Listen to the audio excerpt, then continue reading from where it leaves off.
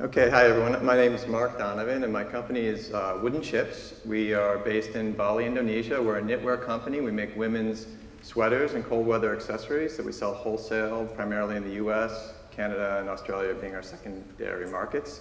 My wife and I founded the company in 1992 after a trip to Indonesia.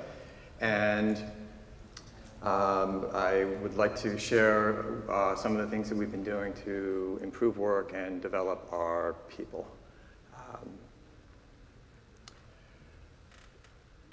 I was introduced to Lean in 2007. I went to a conference in Bali that was called Change or Die that came at a time when we were thinking like we were in the death throes. We had inventory piled to the ceiling, and we had lead times that were 2 to 3 months from when we started an order to when we delivered. I had a friend that said to me, introduced me to the book, The Toyota Way, which I read, and it basically laid out our story of all the mistakes we'd made and miraculously told a story of how we could fix it. So I went and ran an experiment, and I took a sewing operation that previously had yielded at most about 120 pieces a day, and we set it up to run a flow. And the first time we ran it through, the first day, it was 350 pieces came out. And I thought, wow, I'm onto something. So I proceeded to read every book that I could get my hands on, started coming to these conferences, and we've been really dedicated to pursuing Lean since that time. And to give just a little bit of background on our workforce, we have about 260 employees now, and just recently looked at the education demographic. It was requested by somebody who had done some work with us and realized that over half of our workforce has only completed junior high school, and another 100 of them only high school. So not a highly educated workforce, but what we've done is we've used strategy to drive behavior and setting high expectations. So our strategy is speed to market, and we're constantly looking at our cycle times and working on reducing them. And I'll tell you where we've gotten as we go into this. And so strategy being lean, factory direct, and made to order. So if you were to contact us today and place an order with us for almost more than half of our business, we will charge your credit card before we start the production, and then we will produce within 1 to 2 days and ship direct out of Indonesia to store. So we're not carrying any inventory and shipping direct into the market. So that's a little bit of background on what we're doing. So expectations. Right now, we set an expectation to close orders within 5 hours of when we start them. And an order might be 1 piece for a consumer, or it might be up to 100, 200 pieces for a boutique. And so how we get to that, that's what we challenge our team to do. How do they break down the way that the work is released to the floor, and that they work through it? They're constantly working on these challenges. We set up a rack that's visible to everybody with a certain number of orders that are allowed to be on that rack. And until an order goes out the door, the next one can't be fed in from our production system. So it's a pull system that everyone has visibility on, and if the order's not going, the whole factory will stop. So that challenges everybody to find solutions to the problems. It puts the problems up in our faces. And that's been one of the things we've tried to build with our environment, is a place where problems can't be hidden. When people were hiding problems under the tables, boxes, we banned boxes. When they started putting them on the tables, we started pulling the tables out and creating limited space to place any kind of a problem, so that they come to the surface and they have to be solved. And then we start teaching just simple 5-why problem-solving skills to try to address those issues. Single piece flow results from that. So if you don't have space to pile and put things in various places, it has to flow. So it becomes very visual as well. When I walk out into the factory floor, I can easily see a pile, go there and start asking, why is this happening? What are we doing to try to solve that, and try to initiate some problem solving? 5-second rule, it has to do with, it's the standard that we have for organization, and that could be information or physical goods, materials, whatever it is. The rule is, if you can't find something in 5 seconds, it's not well organized. Organize it. The 1-minute rule on raw materials. One of the things we found with technology is we've kind of gone a little counterintuitive on technology. We've removed most computer systems from our factory. I found that with the raw materials, it was taking us sometimes days to get materials out onto the floor. So we did an experiment. We turned the computers off altogether, and we created a very simple system. If I'm a knitter and I need yarn, I can take a card up to the yarn warehouse and ask for 100 grams of yarn. And we've been able to Kaizen that to the point where now we get materials in under one minute. So it's very immediate. We do an inventory at the end of each month, and we do a reconciliation. Before, we were doing bill of materials and logging each transaction, and the data was not correct, and the information systems were totally wrong. So we just threw it all away, and within days, the times dropped from days into minutes, and then down to under a minute. So it's been pretty exceptional. In terms of our factory move, we just moved into a new factory at the end of November. And it happened to be, we were in peak season, so we really couldn't stop running. And it was, the move day turned out to be Thanksgiving Day. And I was hosting 30 for dinner, and I was taking the whole day off. So I wasn't there at all. And I left my staff to execute the move. They started midday, actually 1 or 2 in the afternoon. By the next morning, I showed up. 50% of the factory was operational, was running. And the next day after that, it was fully running. So we took our factory, picked it up, and moved it in 2 days, which I thought was exceptional. They did an amazing job. So again, high expectations and constantly asking why. So on the floor every day when I'm in Indonesia, out there asking every day, do they understand why they're doing things? And this is not, they don't often, and I don't always, but we're trying to establish a behavior and a pattern of asking these questions and trying to drill into a way to get to these answers. And again, continuous improvement being an expectation that is always there. It's not, we're not giving rewards for it. We're not incentivizing slow and steady growth with salary. The expectation is just constant that we're going to improve. And it does drive our staff a bit crazy and our team members to always being, we celebrate, not enough, but we celebrate our successes, but it's always, wherever we are, we're always going to raise the bar up again to the next level and see what we can do. And have any of you read the book Born to Run? Anyone? Okay. 2. So a fascinating story, and I just bring this up because it makes me think about what we're doing. So we don't have a highly educated sales force or team, but they are doing exceptional things.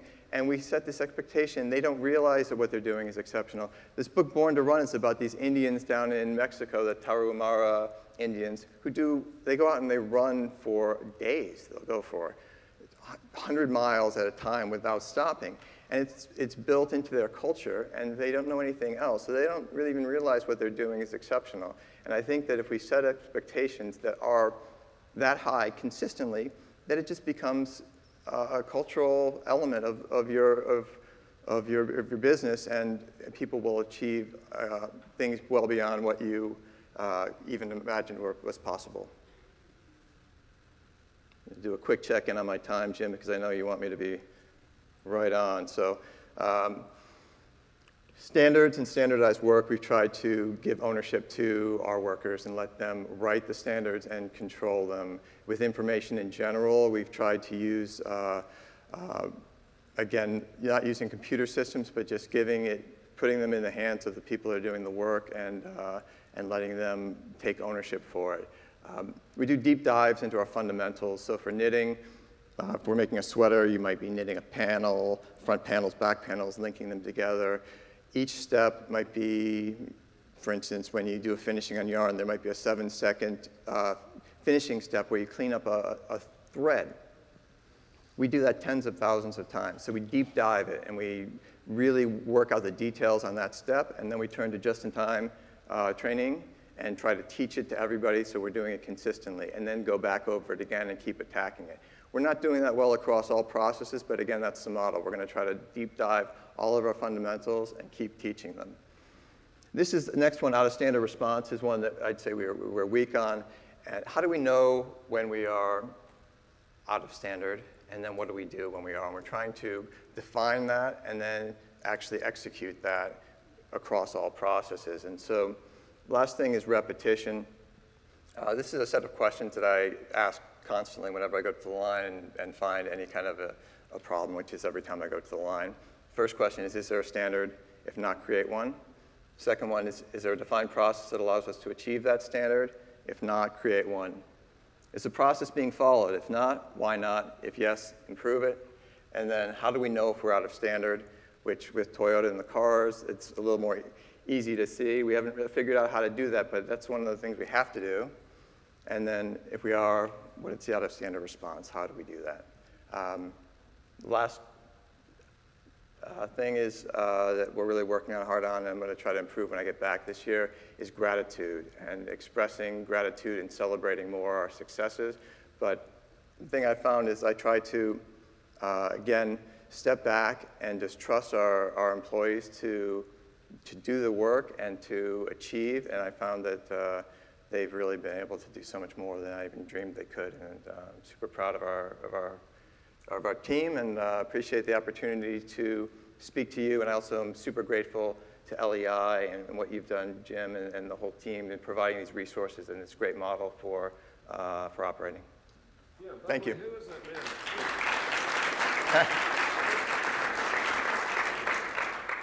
What's this guy doing here? So again, I'm super grateful to John Shook. He came over, just if I can have one extra minute. Yeah. Okay, a funny story. So I took his Managing to Learn course right after he released the book, and I invited him to come to Bali, and he said, of course, yeah. And he said, but I do have a friend I want to introduce you to. And the connection never happened. So one Thursday night, I get a phone call at my house, and he says, Mark, it's John. I'm in Bali. I'm coming to the factory in the morning. So yeah, that's kind of normal. Showed up unexpected, but he came with Tom Harada, who worked for Taichi Ono and was in maintenance, and is an exceptional maintenance person, just an exceptional person. And he's been mentoring, and he's in Bali, retired, and doing all kinds of crazy things like flying off cliffs with things that he built on his back. But he's been helping us out, and again, it's another example of the great support we've gotten from LEI. And Okay, hey, thank you. thank you.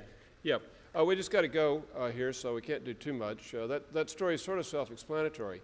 The part that's not self-explanatory, though, and that is the great mystery of life to me, is that here's a guy in Bali. He has no resources. He doesn't know anything about this lean stuff. He reads a book, and he says, well, why don't I just try some experiments? Most people read a book, say, gee, you know, I guess I better call somebody. And then we're down the path to having the lean team that is para dropped in or something.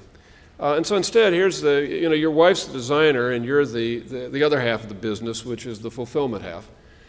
So here's a guy who just says, gee, I'm out in Bali, there's no help. There's no help here, okay? So forget that. I've got to figure this out myself, and the only way to do it is to try experiments. Okay, well, look, maybe it would be a better world if none of you had any help. Except you got a book or two, and say, gosh, I guess I've got to figure it out myself. So I should stop making excuses. I should stop surfing the web looking for the great sensei. I should just try experiments. So it's an amazing story, though. By the way, you need to be not just lucky, but smart. Hey, you know, I'm not saying everybody can do. This is pretty amazing what he's done. But still.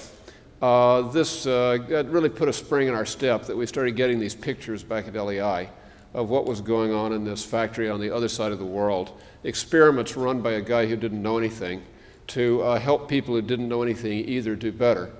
And what do you know? It starts to get better. And so the only new thing here was just try experiments, take some generic ideas and figure out how to actualize them. As John would say, it has to be situational. To the situation. Just final thing, your degree of difficulty, that he runs a factory that is a United Nations of Christians, Muslims, and Hindus. Correct. In a very fractured place. So there's additional balancing. You're interested in line balancing. This is people balancing. You have to be very careful, everything you say and how you say it, to keep the harmony, you know, to keep the wa. So this is not easy, and just full of respect for what you did. And look, I'm grateful that you were willing to come around today and talk about it. You're not a big publicity hog. And we said, you know, come on, why don't you do this? So here's to Mark. And, you know, at the coffee hour, you guys can talk some more.